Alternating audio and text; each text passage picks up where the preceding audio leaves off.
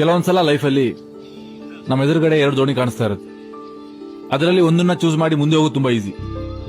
ಆದ್ರೆ ಹೋಗ್ತಾ ಹೋಗ್ತಾ ನಾವು ಬಿಟ್ಟಿರೋ ದೋಣಿ ಇರುತ್ತಲ್ಲ, ಅದರ ಬಗ್ಗೆ ಯೋಚನೆ ಬಂದಾಗಲೇ ಶುರು ಆಗೋದು ಕನ್ಫ್ಯೂಷನ್.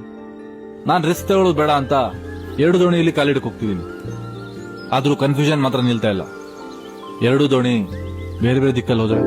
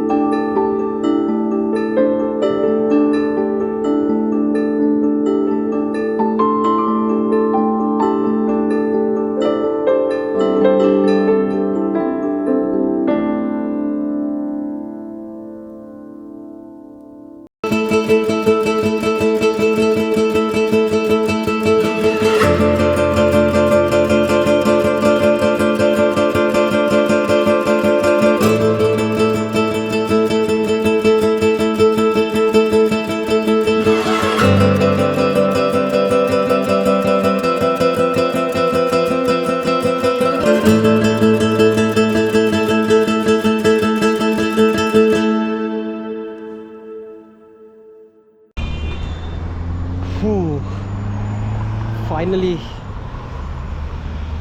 75-80% ಕವರ್ ಮಾಡಿದ್ದೀನಿ.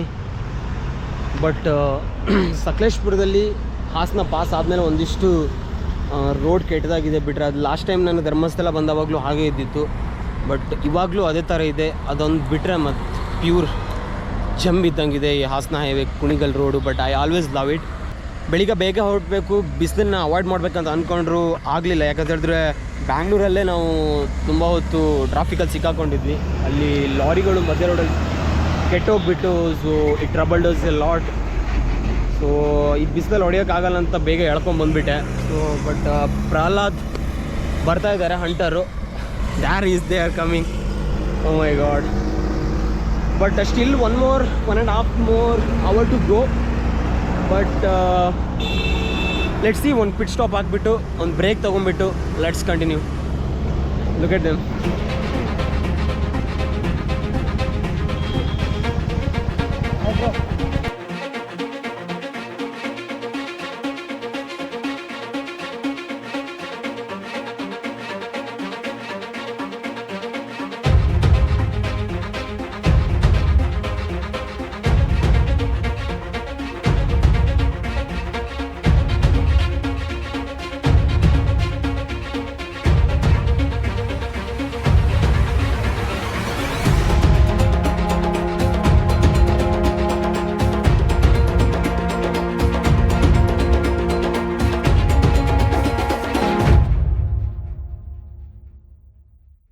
ಇವಾಗ ಟೈಮ್ ಬಂದುಬಿಟ್ಟು 3:15. ಸೊ ಬ್ಯಾಂಗ್ಳೂರು ಬಿಟ್ಟಿರೋದು 8 o'clockಗೆ. ಸೊ ಸ್ವಲ್ಪ ಬಿಸಿಲಿರೋದ್ರಿಂದ ಲೈಟಾಗಿ ಎಕ್ಸಾಸ್ಟ್ ಆಗಿದ್ದೀವಿ. ಸೊ ಇವಾಗ ಪ್ಲ್ಯಾನ್ ಇರೋದು ಫಸ್ಟ್ ಊಟ ಮಾಡಿಬಿಟ್ಟು ಸೊ ಲೈಟಾಗಿ ರೆಸ್ಟ್ ತೊಗೋಬೇಕು.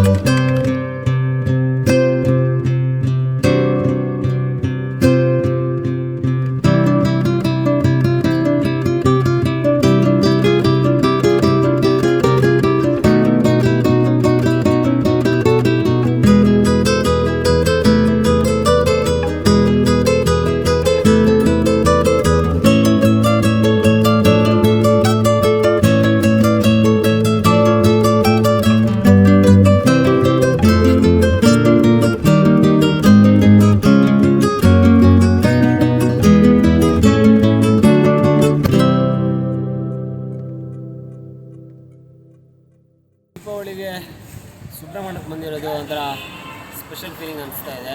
ಸುಬ್ರಹ್ಮಣ್ಯದಲ್ಲಿ ಪ್ರಸಾದ ಊಟವನ್ನು ಮಾಡಿಬಿಟ್ಟು ಇವಾಗ ಬ್ಯಾಂಗ್ಳೂರು ಹೊರಡ್ಬೇಕಂತ ಇದ್ದೀನಿ. ಸೊ ಇಲ್ಲಿಂದ ನಾನು ಪ್ರಸನ್ನ ಇಬ್ಬರೇ ಹೋಗ್ತಾ ಇದ್ದೀವಿ. ಸೊ ಪ್ರಸನ್ನನ ಬ್ರದರ್ ಅವರು ಸೀದಾ ತೀರ್ಥಹಳ್ಳಿ ಹೋಗ್ತಾ ಇದ್ದಾರೆ. ಸೊ ನಾವಿಬ್ಬರು ಸೋಲೋ ರೈಡ್ ಮಾಡ್ತಾ ಇದ್ದೀವಿ ಬ್ಯಾಕ್ ಟು ಬ್ಯಾಂಗ್ಳೂರ್.